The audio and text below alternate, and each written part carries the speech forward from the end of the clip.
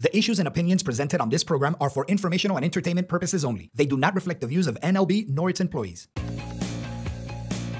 Covering every corner of the globe, this is From Washington al Mundo with Mauricio Claver Carone, your source for foreign policy and international affairs.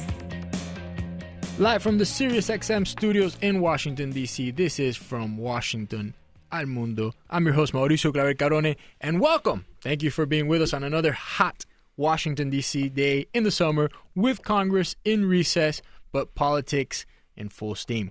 And the Olympics. Thank you for taking a break from the Olympics to listen to our show. You can tune back into the Olympics at 5 o'clock or, just kind of put it on mute and keep Christina Radio throughout that time. The medal count currently, total medals, China is number 1 at 64. The United States, close second at 61. Gold medals, China 31, United States 28. The United States will surpass them. The story of the Olympics have been the United Kingdom, actually. And the United Kingdom has 40 medals total. They have done an outstanding performance. And as hosts, and obviously in their performance in their home country, it's great to have home field advantage. And now to more serious, somewhat somber, but important subjects. We're going now to have a great show for you. We have two great issues, but the first issue we're going to discuss is Iran. And it's a great pleasure to have with me a great friend, a great democracy advocate, Shahriar Etminani, who's a director of the Iran Democratic Union and was one of actually our first guests on From Washington al Mundo back in January when we started. And this is like his second home, and he's always welcome here because he is one of the real freedom fighters from across the world. Shahriar, thank you so much for being back with us. Good afternoon, Mauricio. Thank you very much. Thanks for having me. There's always, with Iran, there's always a lot of news. I want to start off with some of, I want to hit some of the news items, and then I want to talk about some of the issues that unfortunately don't get talked about enough. But the first issue that's on top of the news is in regards to Syria, another country that's obviously very intertwined with Iran in the sense that Iran has been financing obviously the Hezbollah guerrillas in Syria that has been supporting the Assad regime for a long time. But we have the issue of 48 Iranians in Syria that the Iranian government says have been kidnapped by Syrian rebels. They're saying that they were pilgrims. Meanwhile, the Syrian rebels are saying no, that these individuals were in fact members of the elite Revolutionary Guard of Iran, which makes sense because Iran has been sending arms and has been sending people to support the Assad regime. What's your take on that?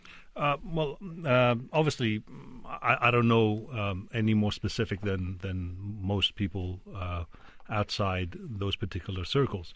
But knowing what the Iranian regime has done for the past 34 years, and especially in the past few years and few months in Syria and Lebanon and other countries, I would be very surprised if they were not part of the regime or the Iranian regime in Syria backing Assad one way or another. Now, whether they were specifically Revolutionary Guards or not, I wouldn't be surprised if they weren't, but they could be just regime thugs that weren't officially part of the regime but affiliated with the regime. A bunch of, basically thugs getting paid to go over there and cause trouble. What effect do you think that the end of the Assad regime would have as regards Iran? I think, especially with Iran, that's I think, a great scenario with Assad falling, because that's the one known that most people can predict is that it will hurt the Mullah regime in Iran. I think it's very hard to predict, when Assad falls, and not just Assad, but his entire regime, what will happen in Syria. But I think one thing is pretty sure is that it will be a huge blow to the Mullah regime in Iran, because they have been their number one and pretty much the only nation ally that they've had. They certainly the only Arab allies that they have, and a conduit to the Hezbollah, which is basically the terrorist militia wing of the Iran regime. We've seen that there's been international sanctions now towards Iran, particularly in regards to its insistence on developing a nuclear program.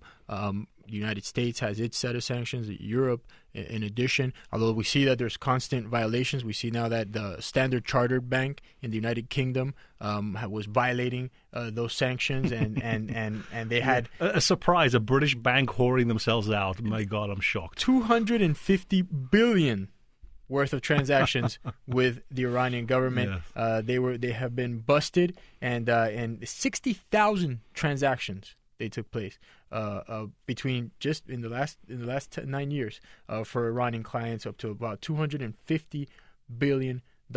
And you know, they have apparently have similar schemes in regards to Libya, Myanmar, which is Burma, and Sudan.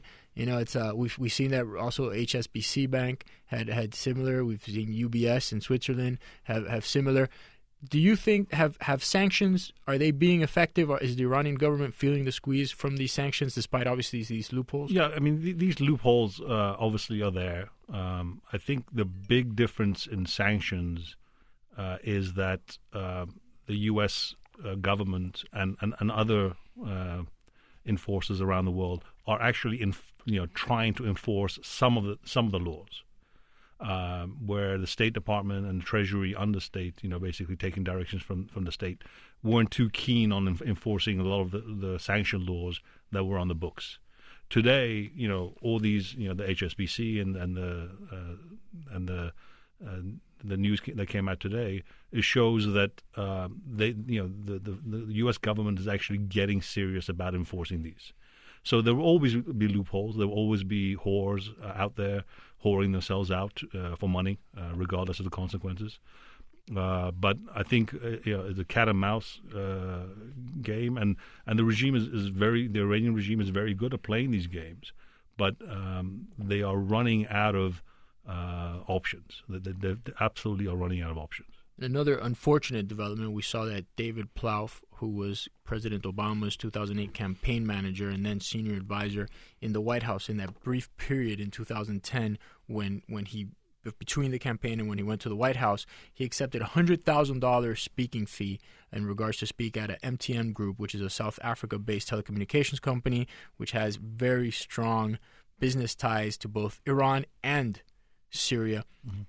Sends a horrible message, and I'm not here to now criticize David Plouffe. I think that's poor judgment, and he needs to. I understand $100,000 is good money, but he needs to have better judgment as to where he goes to speak and what he does.